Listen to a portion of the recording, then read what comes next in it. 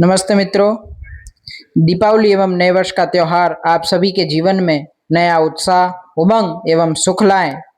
आज का दिन हमारे लिए इसलिए भी विशेष है क्योंकि 21 अक्टूबर 1949 को आज से 74 वर्ष पूर्व इस देश के कर्मठ एवं समर्पित व्यक्तियों डॉक्टर श्याम प्रसाद मुखर्जी, पंडित श्री दीनदयाल जी उपाध्याय, श्री लाल कृष्ण जी आडवाणी, श्री बलराज जी मधोक एवं अटल बिहारी जी वाजपेयी आदि कर्मठ कार्यकर्ताओं ने भारतीय जनसंघ की स्थापना की थी।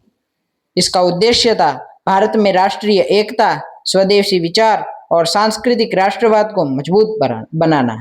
भारतीय जनसंघ आगे चलकर 1980 में भारतीय जनता पार्टी यानी बीजेपी के रूप में परिवर्तित हुआ। भारतीय जनसंघ ने देश की राजनीति में स्वाभिमान, संस्कृति और देशभक्ति की नई चेतना जगाई। भारतीय जनसंघ का यह प्रयास सचमुच मित्रों अद्वितीय था। जय हिंद, जय भारत। धन्यवाद।